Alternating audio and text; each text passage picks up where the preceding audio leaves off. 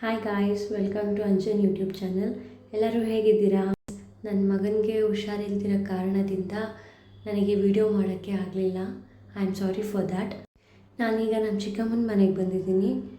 ಈಗ ನನ್ನ ಚಿಕ್ಕಮ್ಮ ಸಿಂಪಲ್ಲಾಗಿ ಒಂದು ಎಗ್ ಬಿರಿಯಾನಿ ಮಾಡ್ತಿದ್ದಾರೆ.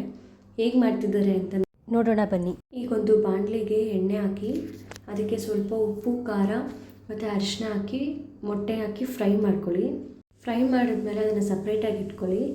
ಈಗ ಒಂದು 5 ಈರುಳ್ಳಿ, 2 ಟೊಮೆಟೊ, ಸ್ವಲ್ಪ ಶುಂಠಿ, ಸ್ವಲ್ಪ ಬೆಳ್ಳುಳ್ಳಿ ತೊಗೊಳ್ಳಿ. ಈಗ ಒಂದು ಬಾಣಲಿಗೆ ಸ್ವಲ್ಪ ಎಣ್ಣೆ ಹಾಕ್ಕೊಳ್ಳಿ.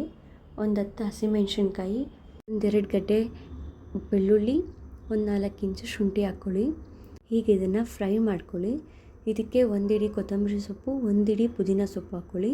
ಕೊತ್ತಂಬರಿ ಸೊಪ್ಪು ಜಾಸ್ತಿ ಹಾಕ್ಕೊಂಡು ಪುದೀನ ಸೊಪ್ಪು ಕಡಿಮೆ ಹಾಕ್ಕೊಳ್ಳೋದಾಗಲಿ, ಇಲ್ಲ ಪುದೀನ ಸೊಪ್ಪು ಜಾಸ್ತಿ ಹಾಕ್ಕೊಂಡು ಕೊತ್ತಂಬರಿ ಸೊಪ್ಪು ಕಡಿಮೆ ಹಾಕ್ಕೊಳ್ಳೋದಾಗಲಿ ಏನೂ ಮಾಡಬೇಡಿ. ಇದೆರಡನ್ನೂ ಸಮವಾಗಿ ಹಾಕ್ಕೊಳ್ಳೋದ್ರಿಂದ ರುಚಿ ಚೆನ್ನಾಗಿ ಬರುತ್ತೆ. ಈಗ ಕುಕ್ಕರ್ ಇಟ್ಕೊಂಡು ಕುಕ್ಕರ್ಗೆ ಒಂದು 6 to 7 ಟೇಬಲ್ ಸ್ಪೂನ್ ಆಗೋಷ್ಟು ಎಣ್ಣೆ ಹಾಕ್ಕೊಳ್ಳಿ. ಎಣ್ಣೆ ಸ್ವಲ್ಪ ಜಾಸ್ತಿ ಆದರೂ ಪರವಾಗಿಲ್ಲ. ಇದಕ್ಕೆ ಎಲ್ಲ ಥರ ಪಲಾವ್ ಸಾಮಾನು ಹಾಕ್ಕೊಳ್ಳಿ. ಕಟ್ ಮಾಡಿ ಇಟ್ಕೊಂಡಿರೋ ಈರುಳ್ಳಿನೂ ಹಾಕ್ಕೊಂಡು ಇದನ್ನು ಚೆನ್ನಾಗಿ ಫ್ರೈ ಮಾಡ್ಕೊಳ್ಳಿ.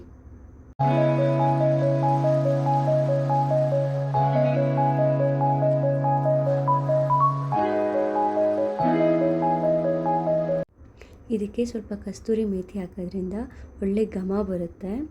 ಇದಕ್ಕೆ ಸ್ವಲ್ಪ ಹಸಿಮೆಣ್ಸಿನ್ಕಾಯಿ ಹಾಕ್ಕೊಳ್ಳಿ. 1-2 ಹಸಿಮೆಣ್ಸಿನ್ಕಾಯಿ ಹಾಕ್ಕೊಳ್ಳಿ. ಯಾಕೆ ಅಂದರೆ ಈರುಳ್ಳಿಗೆ ಟೇಸ್ಟ್ ಬರುತ್ತೆ. ಈರುಳ್ಳಿಗೆ ಉಪ್ಪು, 1 ಹಸಿಮೆಣ್ಸಿನ್ಕಾಯಿ ಹಾಕೋದ್ರಿಂದ ಈರುಳ್ಳಿ ಸಪ್ಪೆ ಆಗೋದಿಲ್ಲ. ಆ್ಯಂಡ್ ಉಪ್ಪು ಹಾಕೋದ್ರಿಂದ ಈರುಳ್ಳಿ ಬಣ್ಣ ಚೇಂಜ್ ಆಗುತ್ತೆ, ಸ್ವಲ್ಪ ಬ್ರೌನ್ ಆಗುತ್ತೆ.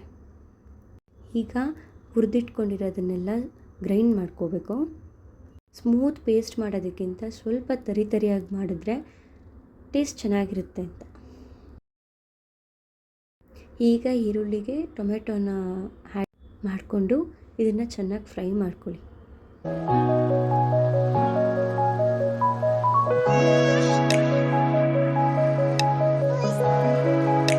ಇದಕ್ಕೆ ರುಬ್ಬಿಟ್ಕೊಂಡಿರೋ ಮಸಾಲೆನ ಹಾಕಿ.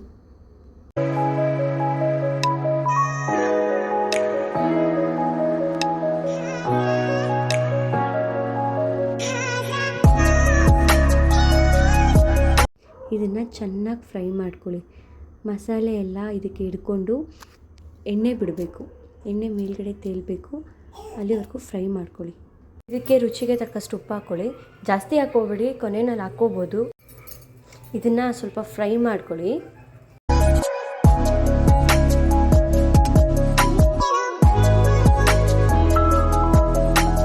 ಇದಕ್ಕೆ 1 table spoon biryani powder, 1 table spoon garam masala ಹಾಕ್ಕೊಂಡು ಇದನ್ನು ಚೆನ್ನಾಗಿ ಫ್ರೈ ಮಾಡ್ಕೊಳ್ಳಿ.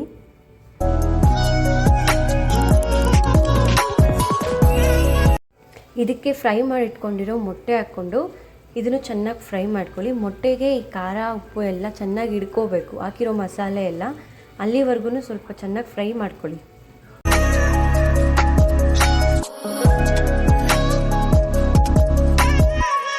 ಇದಕ್ಕೆ 2 ಗ್ಲಾಸ್ ಶುಭ ಮುಹೂರ್ತಂ ಅಕ್ಕಿ, ಅರ್ಧ ಗ್ಲಾಸ್ ಜೀರಾ ರೈಸ್ ಹಾಕ್ಕೊಳ್ಳಿ.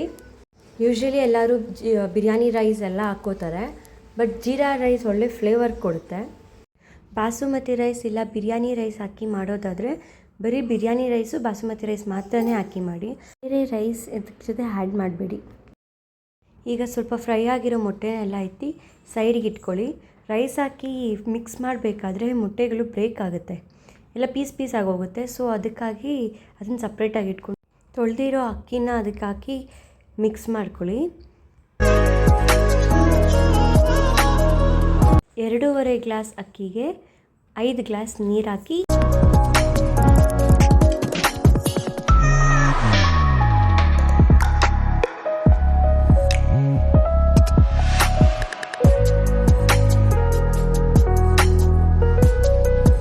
ಚೆನ್ನಾಗಿ ಫ್ರೈ ಮಾಡಿಕೊಂಡು, ಇವಾಗ ಇದಕ್ಕೆ ಟೇಸ್ಟ್ ನೋಡಿ, ಉಪ್ಪು ಖಾರ ಎಲ್ಲ ಏನಾದರೂ ಹಾಕಬೇಕಾದ್ರೆ ಈ ಟೈಮಲ್ಲಿ ಹಾಕ್ಕೊಳ್ಳಿ. ಇದಕ್ಕೆ ಬೀಜ ಸಪ್ರೇಟ್ ಮಾಡಿಕೊಂಡು ಅರ್ಧ ನಿಂಬೆಹಣ್ಣು ಇಟ್ಕೊಳ್ಳಿ. ನಿಂಬೆಹಣ್ಣು ಇಟ್ಕೊಂಡು ಇದನ್ನು ಫ್ರೈ ಮಾಡಿ, ಇವಾಗ ಅಲ್ಲಿ ಸಪ್ರೇಟಾಗಿ ಇಟ್ಕೊಂಡಿರೋ ಮೊಟ್ಟೆಗಳನ್ನ ಒಂದು ಕಡೆ ನೀಟಾಗಿ ಅರೇಂಜ್ ಮಾಡ್ಕೊಳ್ಳಿ. ಮೊಟ್ಟೆಗಳನ್ನ ಹಾಕಿದ್ಮೇಲೆ ಇದನ್ನು ಜಾಸ್ತಿ ಫ್ರೈ ಮಾಡಬೇಡಿ, ಯಾಕೆಂದರೆ ಮೊಟ್ಟೆಗಳೆಲ್ಲ ಪೀಸ್ ಆಗಿಬಿಡುತ್ತೆ. ಇವಾಗ ಇದಕ್ಕೆ ಲಿಡ್ ಕ್ಲೋಸ್ ಮಾಡಿಕೊಂಡು ಒಂದು ಕೂಗು ಕೂಗಿಸ್ಕೊಳ್ಳಿ.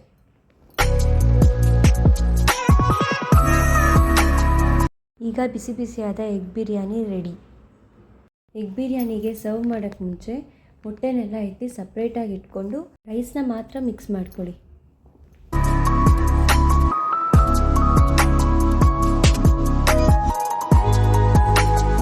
ಬಿರಿಯಾನಿ ಟೇಸ್ಟ್ ಸಿಂಪಲ್ಲಾಗಿ ತುಂಬ ಚೆನ್ನಾಗಿತ್ತು. ಒಂದು ಸತಿ ಟ್ರೈ ಮಾಡಿ ನೋಡಿ, ನಿಮಗೆಲ್ಲನೂ ಇಷ್ಟ ಆಗುತ್ತೆ. Thank you.